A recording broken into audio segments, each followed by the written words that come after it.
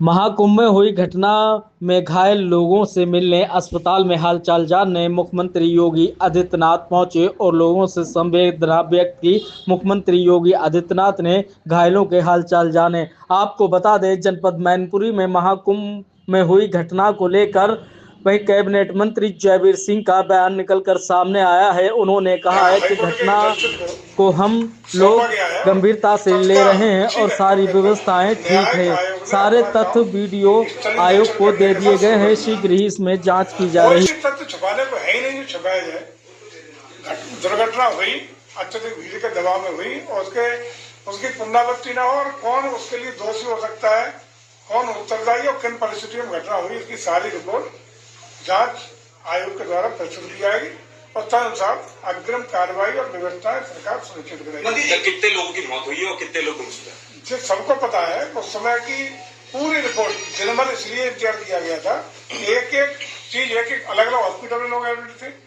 सारी तथ्यात्मक रूप से जानकारी करने के बाद 30 लोगों की कैजुअलिटी और 60 लोगों के करीब घायलों की संख्या तत्काल डिक्लेयर माननीय मुख्यमंत्री के द्वारा की गई थी, वही है।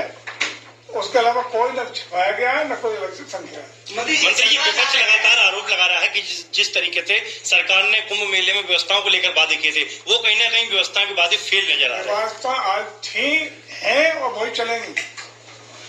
अब देखिए, घटना का जो भी घटना के बाद घटना हुई, कोई भी नहाने में, श्रद्धा की डुबकी लगाने में कोई रुकावट लंबे समय नहीं होने दी। सरकार ने तत्काल वहाँ सारा डैमेज कंट्रोल करते हुए अग्रिम व्यवस्थाएं यथावत उद्यम भी हुई और लगातार चल रही है। उसी का परिणाम है कि अब तक 30 करोड़ से ज्यादा श्रद्धालु आस्था की डुबकी त्रिवेणी के संगम पर लगाने का काम करते हैं। अच्छा मंत्री जी, जिस तरीके से इतनी बड़ी घटना हुई और कुंभ मेले में सीसीटीवी फुटेज भी लगाए गए हैं, पूरी तरीके से निगरानी की गई थी, क्या कारण है अभी तक उस फुटेज को वायरल नहीं किया जा रहा, नहीं दिखाया जा रहा है? सारी चीजें कल आयोग को दे दी गई है, फुटेज भी दिए गए। जो चीजें आपने अखबार में भी देखा होगा, लोगों से पता होगा, सारे तथ्य, सारे फुटेज, सारे जो भी लेटेस्ट टेक्नोलॉजी की चीजें वहां लगाई गई थी और जिन जिन चीजों को आयोग ने कल मांगा है वो सारी चीजें आयोग को उपलब्ध करा दी गई। अच्छा, बीबीआई जो लोग हैं मंत्री जी, मुख्यमंत्री पर लगातार कह रहे हैं कि इस्तीफा दे देना चाहिए। जो महाकुंभ के दौरान जो व्यवस्थाएं ठीक नहीं की, ये वही शंकराचार्य है जो पिछली सरकार के दौरान घसीट कर इनको पीटा गया था। देखिए, शंकराचार्य क्या कह रहे हैं वो तो उनका विषय है, लेकिन कहीं भी सरकार की व्यवस्था में कोताही थी। दृढ़ संकल्पित हो गए, न सिर्फ अपनी सरकार प्रदेश की सरकार बल्कि भारत सरकार। तत्काल माननीय मुख्यमंत्री ने स्वयं कमान संभाली, दुर्घटना के बाद रात भर बैठे।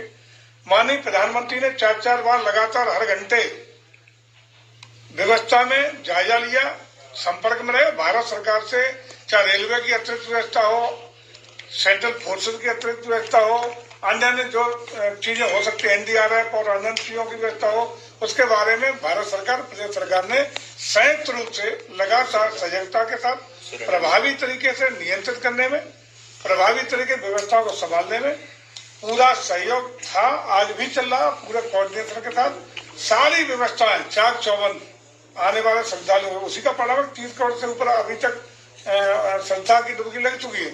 और लगातार मुझे लगता है कि जो एक 40 से 50 करोड़ लोगों की संभावना हम लोग शुरू से बता रहे थे, उसको भी हम लोग क्रॉस करेंगे, कहीं कोई दिक्कत नहीं आएगी। ये जो भारी भीड़ के दबाव में जो घटना हुई है, उस घटना को भी हम लोगों ने बहुत गंभीरता से लिया है। वो दोनों सरकारें पूरी तरह उस घटना के कारणों को जानने के लिए भी प्रतिबद्धता के साथ आयोग के गठन के साथ काम किया। और आपको याद होगा कि घटना के अगले ही दिन प्रदेश सरकार के चीफ सेक्रेटरी DGP को मौके भेजा गया। अतिरिक्त रूप से कई IPS, कई अतिरिक्त रूप से IAS को तैनाती दी गई है, ताकि इस तरह की घटना की और व्यवस्था में कोई कोताही न हो, भविष्य में घटना की पुनरावृत्ति न हो। इसके लिए अतिरिक्त रूप से भी सारे प्रिकॉशन लेने का काम सरकार कर रही है।